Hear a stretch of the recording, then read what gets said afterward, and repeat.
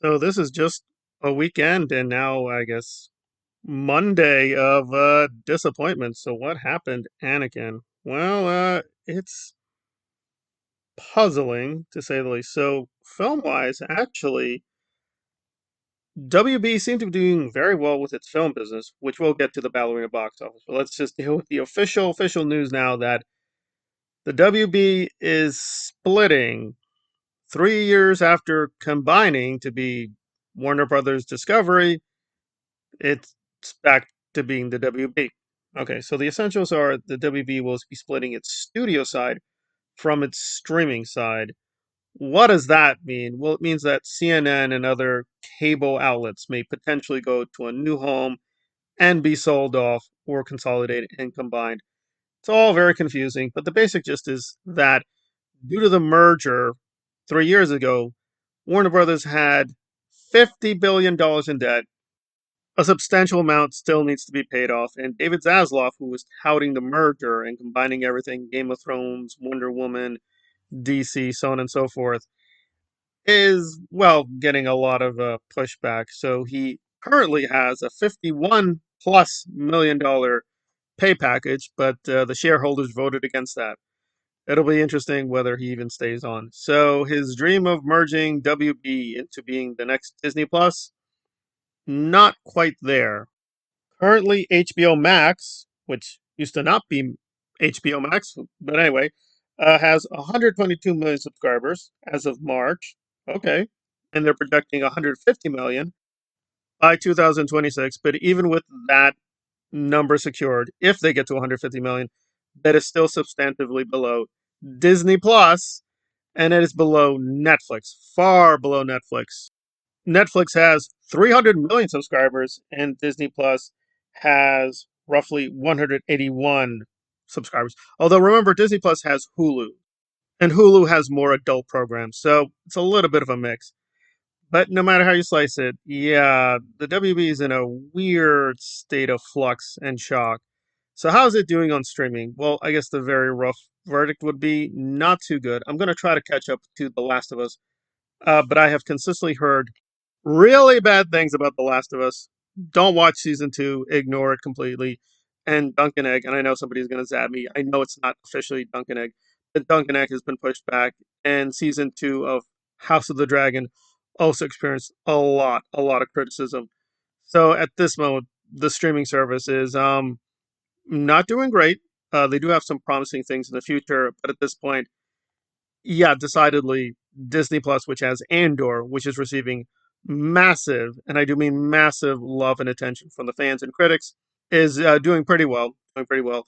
And Netflix, of course, is just a raging massive beast of 300 million subscribers. So yeah, it looks like it's in a very weak spot.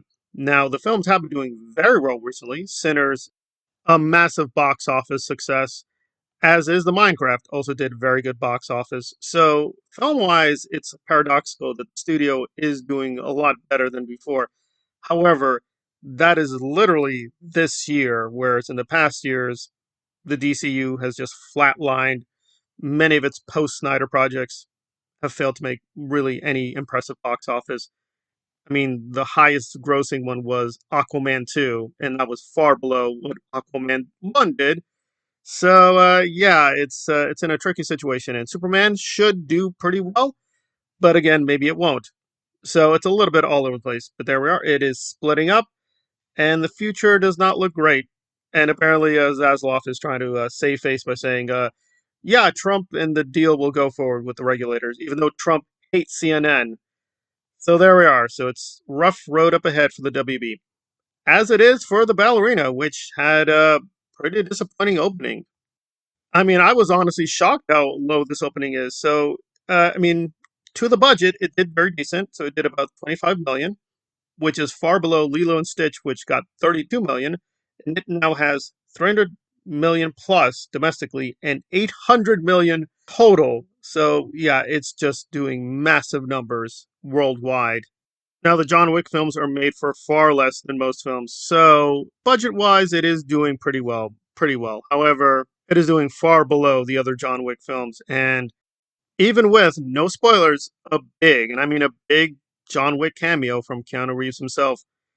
Yeah, it didn't do the box office I expected. I thought it would actually do a lot better than this. Maybe not dethrone Lilo and Stitch, because Lilo and Stitch is just making all the money. It's making all the money. That said, I watched it. Was it great? No, but was it very good? Yeah, it was a pretty good film. It is below the standard of the John Wick films, which is no insult. The John Wick films do have their own standard of super excellent stunts. But the stunts were well done. They were decent. And I think if you just want a really good action film, that's what you're going to get. However, and I put the full review on my other channel, I will do more reviews on this channel. It doesn't have much of a story. I mean, the ballerina herself is kind of a one note character. It's a very simple revenge story. The ballerina loses her father violently, and she wants revenge. And she gets trained and knows how to use the gung fu and does revenge. It's not much else. There's really not much else. It's not a compelling villain, not a compelling story, not really the kind of compelling mythology the main John Wick films have.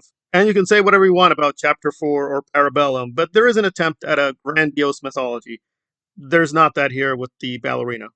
And I will say I love this way more than the Continental, which frankly had too much dialogue, was slow paced, murky, below average stunts, and they waited for the third episode to just be very violent and just kill a lot of people, but not stylistically enough. So yeah, it's a real puzzle. So there are one or two ways we can go with this. One, the Continental really did a lot of damage to the fandom, and they were like, how shockingly bad that was.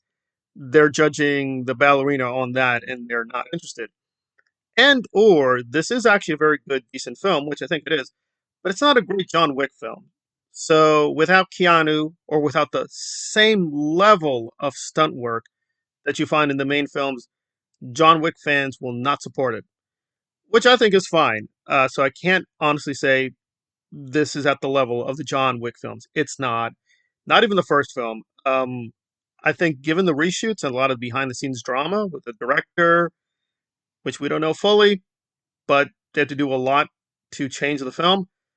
It seemed to have been changed for the better. It is a good film, but yeah, I don't think being brutal, if you have to rank all the John Wicks, this is going to come at last place by far. So it's either the John Wick fandom is very elitist, they will only accept excellence. So this is going to get lumped in, I think, unfairly with the Continental as okay, it has the label from the world of John Wick. Nice. Not going to pay for it, not going to see it. And I can agree with the Continental because the Continental was mostly trash. It had a few golden moments, a few nice scenes, but for the most part was a complete waste of time. It was a complete waste of time. Didn't really learn more characters. Didn't want to know more characters. And it's a shame because it can seem like they really tried to respond to what happened with the Continental and really tried to salvage this project, but close is not good enough. So I'm still looking forward to the Donnie Yen project. I think that will be very good, but I think that's the dilemma. They have to reach a very high standard for John Wick fans to patronize a project. Also, these are projections. We have to wait for Tuesday for the official numbers. But if these numbers are correct, then probably a sequel is not happening. And Ana Darmus is up for reprising the role and doing more with Eve. But it looks like the fans are like, yeah, it's good, but not good enough. And there we are. So, yeah, it could be closing time on this chapter of the John Wick saga. But John Wick 5 is coming. They're developing that. And the Donnie project is also there. So it's not over for John Wick, but yeah, they got to really rethink what they want to do with mythology because fans do want a certain level of excellence. And if you don't match that, they are not going to pay for it. It's not enough to be a very good action film, which The Ballerina is. It has to be a very strong, great John Wick film and worthy of being part of the main films. And that this is not. It's a decent entry, but it does feel like a very below average chapter, unfortunately. And it is getting below average box office. And there we are, Anakin. It's unfair, but that is what we're getting with The Ballerina thus far.